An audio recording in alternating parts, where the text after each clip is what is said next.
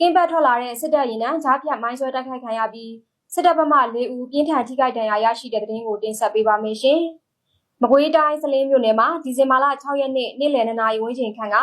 ကင်းပတ်ထွက်လာတဲ့စစ်တပ်ရင်နှံကြားဖြတ်မိုင်းဆွဲတိုက်ခိုက်ခံရပြီးစစ်တပ်ဘက်မှ4ဦးပြင်းထန်ထိခိုက်ဒဏ်ရာရရှိခဲ့တယ်လို့ပြည်သူ့ကာကွယ်ရေးအဖွဲ့စလင်းကထုတ်ပြန်ထားပါတယ်။စလင်းမြို့မှာရဲစခန်းမှာစလင်းမြို့အထွတ်စိမ့်ဆိုဂိတ်ကင်းစခန်းကိုဆိုင်ကယ်၄စီးကားတစ်စီးနဲ့ကင်းပတ်ထွက်လာတဲ့စစ်တပ်တပ်ဖွဲ့ဝင်တွေကိုစိမ့်ဆိုဂိတ်နဲ့စလင်းမြို့မှာရဲစခန်းအကြားမိရထားလမ်းပိုင်းမှာတော်လှန်ရေးတပ်ဖွဲ့တွေကမိုင်းဆွဲတိုက်ခိုက်ခဲ့တာလို့သိရပါတယ်။နေ့လယ်လောက်ကတည်းကလက်နက်တံတွေရောကြားနေရတာနှစ်ဖက်အပြန်အလှန်ပစ်ခတ်မှုဖြစ်တဲ့ပုံပဲရဲတွေနဲ့ပြူတွေကအမြဲကင်းလှည့်ပြီးပေါ်တာပတ်ဆွဲနေတာလမ်းသွားလမ်းလာပြည်သူတွေလည်းမကြာခဏပေါ်တာဆွဲခံရတာ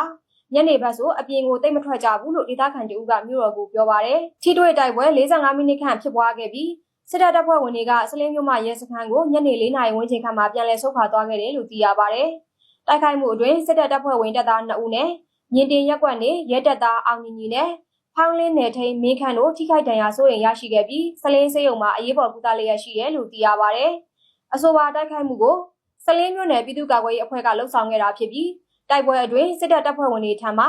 G3 ကြီးပေါင်း2ခုလက်ပစ်ဗုံး2လုံးနဲ့ကြီး30ခန်းရရှိခဲ့ပြီးတော်လိုင်းရေးတပ်ဖွဲ့တွေကအထိခိုက်မရှိပြန်လည်ဆုတ်ခွာနိုင်ခဲ့တယ်လို့သိရပါတယ်။ပြီးခဲ့တဲ့ဒီဇင်ဘာလ4ရက်နေ့ကလည်းစလင်းမြို့နယ်တနေရာမှာစစ်ကောင်စီအဖွဲ့ရဲ့အတူရောင်ရွေးကောက်ပွဲပြုလုပ်ဖို့အတွက်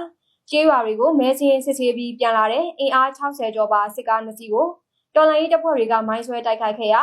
စစ်ဗိုလ်2ဦးသေဆုံးခဲ့ပြီးတပ်သား3ဦးပြင်းထန်ထိခိုက်ဒဏ်ရာရရှိခဲ့တယ်လို့သိရပါတယ်ရှင်။